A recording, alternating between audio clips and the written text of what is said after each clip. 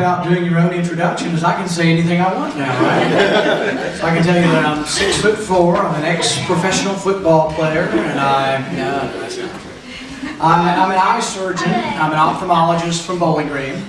I'm married, I have 3 boys. In fact, I'm going to give you an excuse for leaving immediately after this because one of them has the swine flu and I kind of want to get home.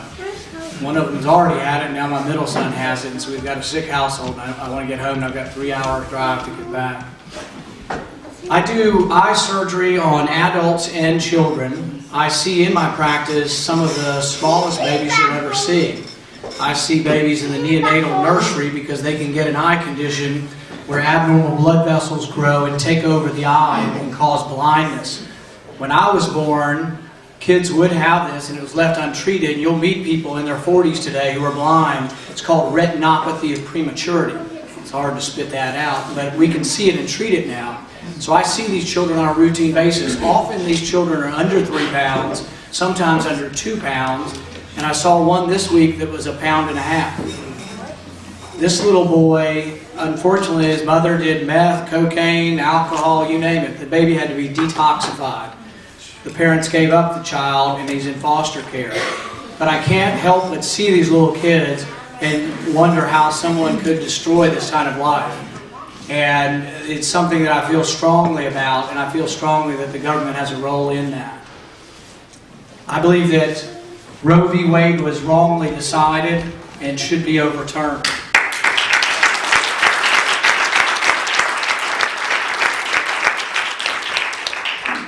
I run for office because I'm worried about our country. Our country, I think, is in a state where the problems not are just for the future, but the problems are very imminent. I think back to Thomas Paine in 1776. He's traveling with George Washington. They're retreating south. They've been defeated in Boston, defeated in New York, and they're in New Jersey. And it's a few days before Christmas. And George Washington sends Thomas Paine back to Philadelphia because he thought it'd be more help to him with writing. And Thomas Paine writes a pamphlet called Crisis. And in that pamphlet he says, "These are the times that try men's souls." I believe we once again live in those times. Our government is out of control. But it didn't just start 6 months ago. It's been going on for a generation. We all see very, very clearly how Obama's lurching us to the left and the danger of Obama. But I'm here to tell you it's a generation or more in the coming. The reason it's a generation or more in the coming is we haven't balanced our budget in a generation or more. This year the deficit will be 13% of gross national product. Federal spending will be 28% of gross national product. We are spending money at $53,000 a second.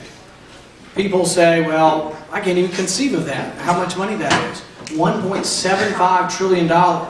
If you take $1,000 bills and you stack them in your hand, about 4 inches high would be $1 million. If you want $1 trillion in $1,000 bills, it would be 67 miles high. That's the kind of deficit we face. And our kids and our grandkids will pay for this deficit, but it's even more imminent than that. I think we're going to pay for it through inflation. People pay off debts by either taxing you, but I think most of us think we're already taxed too much. They pay for the debt by borrowing. But we borrowed $800 billion from the Chinese, $700 billion from the Japanese, $100 billion from the Saudis, $100 billion from the Taiwanese. The list goes on and on. Where we were once a great country and sent manufacturers around the world, wares, we now have our #1 export is our debt. That's a scary thing. And I don't think we can live this way forever. I think those who live beyond their means eventually will live beneath their means. And I think it's coming. When the crisis hit last year, we had a decision of which way to go. There was a problem.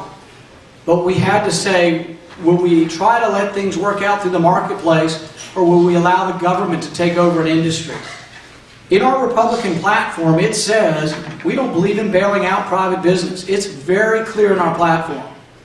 And yet, half of your leadership, half of your Republican leadership, voted to bail out the banks. Not only just bail them out, see, it used to be our debate here might be, you might be believing in a little less regulation than me, but we didn't believe in much regulation of business. That's a Republican mantra. But we certainly didn't believe in government ownership of business. With the bank bailout, the government for the first time is owning a major industry. This is a Republican primary. And some may say, oh, that's divisive. You're talking about other Republicans. But you know what? It is more important than just having an R next to your name. We can have a majority of people with R next to their name who aren't any good. Look at Arlen Specter. We finally gave him back to the Democrats, but he wasn't much good when he was on our side. So it's not enough just to have an R next to your name. Political party is an empty vessel unless we imbue it with values. Unless it means something, there's no reason for us to be here tonight. We have to believe in something, and we have to follow through on it.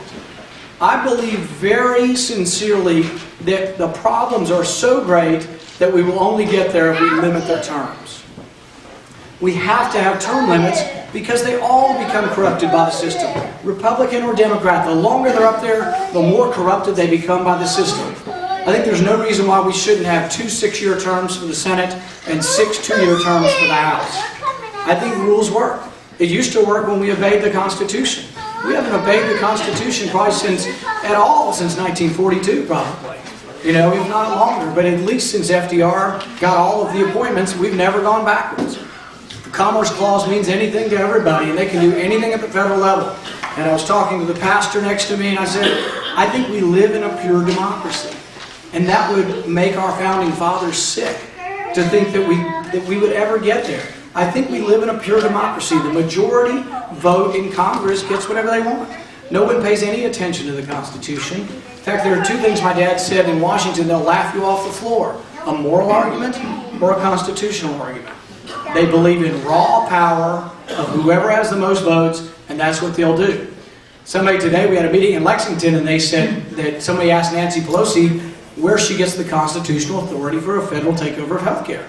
And she looked and she acted as if she never had that question. And she hemmed and hawed and didn't realize you ever had to, substantiate anything you did in the Constitution. And she finally said the Commerce Clause. But the Commerce Clause, they've been driving trucks through it for years and years. It started out in 1942. There was a case called Wickard v. Filburn. And a guy wanted to grow wheat in California. He wanted to grow 20 acres of wheat. The federal government said you can only grow 10 acres. And he said, by God, I'm going to grow 20 acres. It's my land. So he grew 20 acres, and they came to him, they sued him, went all the way to the Supreme Court, and he grew the wheat on his 20 acres, and he fed it to his livestock. He didn't sell it to anybody. But the Supreme Court ruled that by not selling it, he could have affected the price of interstate wheat. And so he was subject to the Commerce Clause, and the federal government can regulate what you grow. During the Great Depression, we killed millions of pigs in this country. People were starving, and we killed pigs because they were trying to keep the price of hogs up. I mean, it was ridiculous. We plowed under food. And we still have some of those same mentalities, some of those same programs about agriculture still exist in our country today. But it all has to do with getting away from the Constitution. And we have to get back to our roots. We have to have rules that we obey. The Constitution has enumerated powers. This is what we're supposed to live under. Probably 80% of what the federal government does is not constitutional. We'd go a long way towards balancing the budget if we get rid of the unconstitutional programs in Washington. But just like term limits, I don't think the human beings we're sending are morally capable or constitutionally or intellectually capable of balancing the budget. I think they need a rule. We have a rule in Kentucky. Republicans and Democrats bicker back and forth, but at the end of the day, by statute, we have to balance our budget. I think we need the same thing in Washington. It's the only thing, the only way it's ever going to work is if we have an amendment to the Constitution and or simply a budgetary rule that says we have to balance the budget. If I am elected, I have made a pledge that I will not vote for any budget that's not balanced, Republican or Democrat.